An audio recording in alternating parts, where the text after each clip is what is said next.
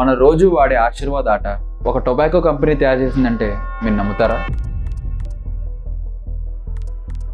Yes, Aashirvaad ఆట ITC company 2002లో start చేసింది. మనందరికీ బాగా తెలిసిన విషయం ఏంటంటే ఐటీసీ కంపెనీలో మనకి ఐటీ ఇన్ఫర్మేషన్ టెక్నాలజీ ఉంటుంది, హోటల్స్ ఉంటుంది, ఫాస్ట్ మూవింగ్ కన్స్యూమర్ గూడ్స్ ఉంటుంది, అలాగే అగ్రికల్చర్ బిజినెస్ ఉందని. కానీ ఒకప్పుడు ఐటీసీ కంపెనీ అచ్చంగా టొబాకో అండ్ నికోటిన్ ప్రొడక్ట్స్ మీదే తన ప్రాఫిట్స్ అనేవి సాధించేది. సో ఐటీసీ బేసిక్గా ఎలా ఫంక్షన్ అవుతుందంటే ఐటీసీ తన కింద కొంతమంది ఫార్మర్స్ పెట్టుకునేది. ఈ ఫార్మర్స్ అందరూ ఏం చేసేవాళ్ళంటే పొగాకుని కొన్ని ఎకరాల్లో ప్రొడ్యూస్ చేసేవాళ్ళు. వాళ్ళకి కావాల్సిన రిక్వైర్మెంట్స్, విత్తనాలు, ఎరువులు అన్నీ ఐటీసీయే ప్రొవైడ్ చేస్తారు. కానీ 2002లో ఇండియన్ గవర్నమెంట్ ఒక యాక్ట్ తీసుకొచ్చి cigarettes and other products act. ఈ యాక్ట్ ప్రకారం ఏ ఒక టొబాకో ప్రొడక్ట్ అయినా like cigarettes, nicotine etcetera consumers దాకా వెళ్ళడానికి వీలు లేదు. మార్కెట్ చేయకూడదు, అడ్వర్టైజ్ చేయకూడదు, సప్లై చేయకూడదు. ఫార్మర్స్ ఎవరైతే ఈ ఐటీసీ కంపెనీతో టైఅప్ అయి ఉన్నారో భారీ నష్టాలను చూశారు. అప్పుడు ఐటీసీ కంపెనీ ఒక సర్వే అనేది నిర్వర్తించింది. ఈ సర్వేలో వాళ్ళు తెలుసుకుంది ఏంటంటే గోధుమల పిండి యొక్క అందుబాటు అందరికీ లేదు. అప్పటికే వీట్ ఫ్లోర్ యొక్క డిమాండ్ చాలా ఎక్కువ. అప్పుడు మన ఐటీసీ కంపెనీ ఏదో ఉందో ఒక కొత్త స్ట్రాటజీతో వచ్చింది. వీళ్ళు ఏం చేశారంటే వాళ్ళ దగ్గర ఉన్న రైతుల దగ్గరికి వెళ్ళి, అయ్యా మీరేం బాధపడకండి, ఓ పని చేయండి, ఇప్పుడు దాకా మీరు పొగాకు పెంచారు కదా, ఇప్పటి నుంచి మీరు గోధుమలు పెంచండి. వినంగానే వాళ్ళందరూ ఒక్కసారిగా ఆశ్చర్యపోయారు.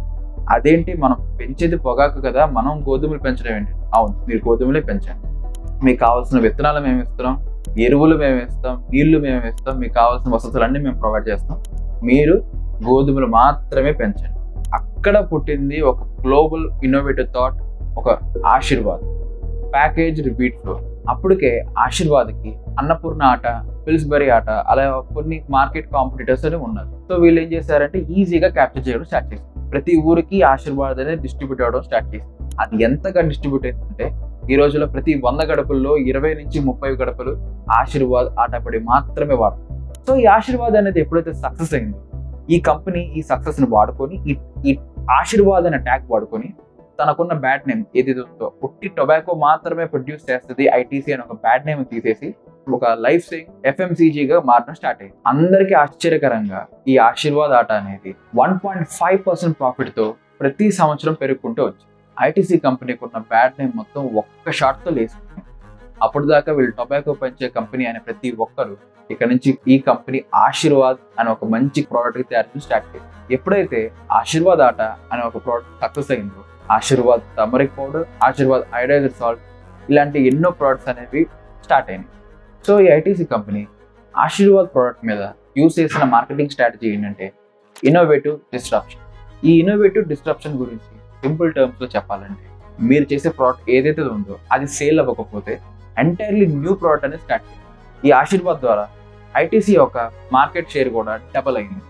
ఇప్పుడు కరెంట్ 2024లో మార్కెట్ పరంగా చూస్తే తన నెట్వర్క్ చూసుకుంటే అరౌండ్ $3.5 బిలియన్ ప్రతి సంవత్సరం పెరుగుతుంది.